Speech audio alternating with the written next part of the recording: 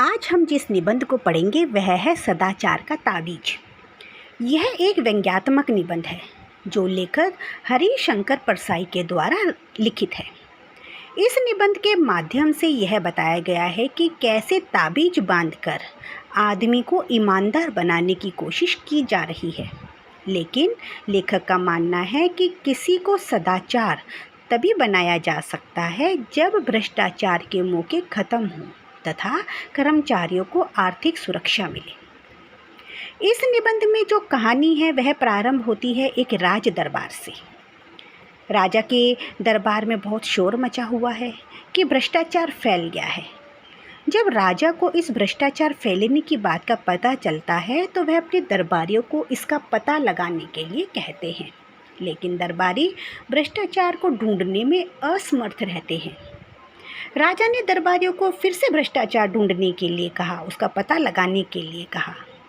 एक दरबारी ने कहा, हजूर, वह हमें नहीं दिखेगा। सुना है कि वह बहुत बारीक होता है और हमें इतनी बारीक चीज़ देखने की आदत नहीं है, क्योंकि हमें तो केवल आपकी ही विराटता देखने की आदत है। अगर भ्रष्टाचार दिख भी जाएगा तो हम केवल आपकी ही छवि को देख पाएंगे। तब राजा ने विशेषज्ञ जाति के 5 आदमी बुलवाए और उन्हें भ्रष्टाचार का पता लगाने को कहा।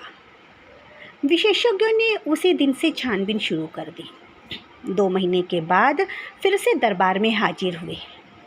राजा ने पूछा, क्या तुम्हारी छानबीन पूरी हो गई है? विशेषज्ञों ने हाँ का जवाब दिया। यह सुनकर राजा ने भ्रष्टाचार को लाने के लिए हाथ बढ़ाया। विशेषज्ञों ने कहा, हजूर, वह हाथ में पकड़ने की चीज़ नहीं है। वह कभी भी किसी के हाथ में नहीं आता। वह स्थूल नहीं है बल्कि सूक्ष्म तथा अगोचर है और वह सब जगह व्याप्त है। उसे देखा नहीं जा सकता, केवल अनुभव किया जा सकता है। यह सुनकर राजा सोच में पड़ गए और कहने लगे कि ये गुण तो ईश्वर के होते हैं, तो क्या भ्रष्टाचार ईश्वर है? वैज्ञानिकों ने कहा, हाँ। ये जवाब देते हुए, महाराज, अब तो भ्रष्टाचार ही ईश्वर है। वह सब जगह विद्यमान है, इस भवन में, महाराज के सिंहासन में। यह सुनकर महाराज आश्चर्य से सिंहासन से खड़े हो गए और कहने लगे, सिंहासन में? विशेषज्ञ ने कहा, हाँ महाराज, सिंहासन में। पिछले महाज इस सिंहासन पर रंग करने के लिए जिस बिल का भुगतान किया गया था वह बिल झूठा था। यह बिल वास्तव में दुगने दाम का था। आधा पैसा बीच वाले खा गए। आपके पूरे शासन में भ्रष्टाचार है और वह घूस के रूप में विद्यमान है। यह सुनकर महाराज चिंतित हो उठे और विशेषज्ञों से इस भ्रष्टाचार को मिटाने के लिए उपाय पूछने लगे। इस पर विशेषज्ञों ने कहा, महाराज, भ्रष्टाचार मिटाने के लिए व्यवस्था में परिवर्तन करने होंगे तथा भ्रष्टाचार के मौके मिटाने होंगे तथा जिन कारणों से आदमी घूस लेता है इस समस्या पर भी विचार विमर्श करना होगा। इसके बाद विशेषज्ञ अपना इस विषय में तैयार की हुई योजना पत्र दरबार में रखकर चले गए। महाराज ने अपने दरबारियों से इस समस्या के बारे में विचार विमर्श करने लगे। इसी तरह दिन बीतने लगे तथा महाराज का स्वास्थ्य भी खराब रहने लगा।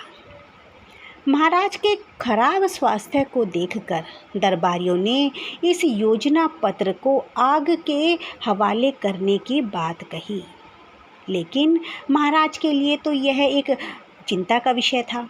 महाराज ने दरबारियों से इस विषय में फिर से विचार विमर्श करने को कहा, लेकिन इसके लिए वे बिल्कुल भी सहमत नहीं थे।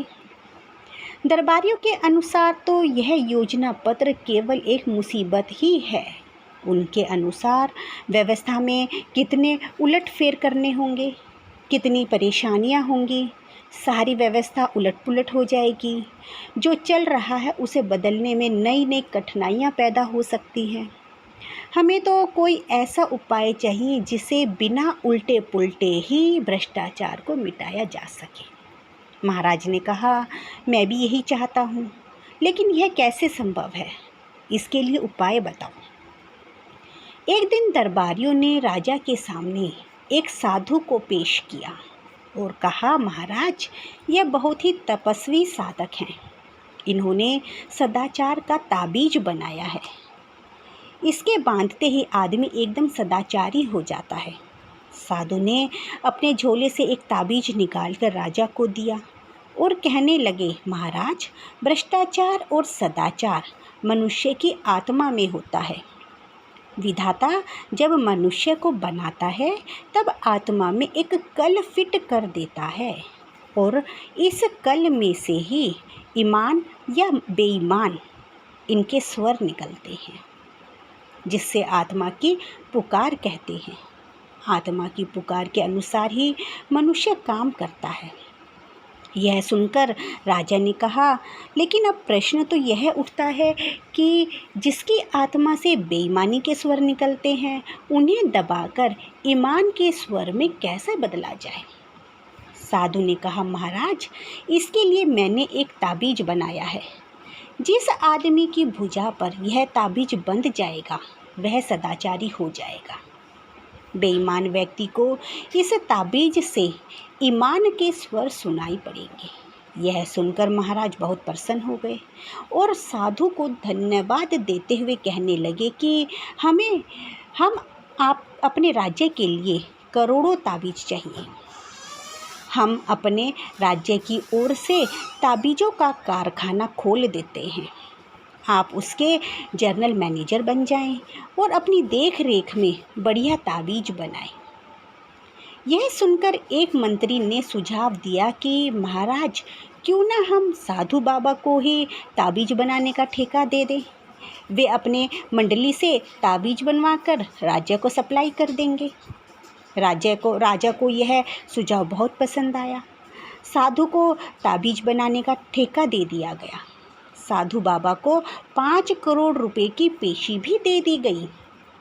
यह खबर राज्य में चारों ओर फैल गई। लाखों ताबीज बनकर भी आ गए। सरकारी कर्मचारियों की भुजा पर एक एक ताबीज बांध दिया गया। भ्रष्टाचार की समस्या का ऐसा समाधान निकल आने पर राजा और दरबारी बहुत ही प्रसन्न हुए। एक दिन राजा की उत्सुकता बढ़ी। राजा ने सोचा, देखे तो क्या वह ताबीज काम कर भी रहा है या नहीं कर रहा। वह वेश बदलकर एक कार्यालय में पहुंच गए। उस दिन 2 तारीख थी। एक दिन पहले ही कर्मचारियों को तनख्वाह मिली थी। वह एक कर्मचारी के पास गए और कई काम बताकर उसे 5 रुपए का नोट देने लगे। कर्मचारी ने उन्हें बहुत डांटा और कहा, यहाँ से भाग जाओ, क्या तुम्हें पता नहीं घूस लेना पाप है। यह देखकर राजा बहुत खुश हुए। ताबीज ने कर्मचारी को ईमानदार बना दिया था। इससे तो राजा की खुशी का ठिकाना ना था। कुछ दिनों के बाद वह फिर से भेष बदलकर उसी कर्मचारी के पास पहुँचे। उस दिन 31 तारीख थी, यानी कि महीने का आखिरी दिन था। राजा ने फिर से उस कर्मचारी को काम बताए और 5 रुपए का नोट दिखाया। कर्मचारी ने वह नोट लेकर अपनी जेब में रख लिया। राजा ने उस कर्मचारी का हाथ पकड़ लिया और कहने लगे, मैं राजा हूँ, क्या तुम आज सदाचार का ताबीज बांधकर नहीं आए? कर्मचारी ने कहा, बांधा है सरकार, और उसने अपनी आस्तीन चढ़ाकर ताबीज भी दिखा दिया। राजा यह देखकर बहुत हैरान रह गए। ताबीज भी बंधा है, फिर भी ऐसा कैसे हो गया? राजा ने ताबीज पर कान लगाकर सुना। ताबीज में से तो स्वर निकल रहे थे, अरे आज तो 31 तारीख है, आज तो ले ले। तो बच्चों, यह था हरिशंकर परसाई द्वारा रचित व्यंग्यात्मक निबंध। आशा करती हूँ कि आपको यह निबंध अच्छे से समझ आ गया होगा। धन्यवाद।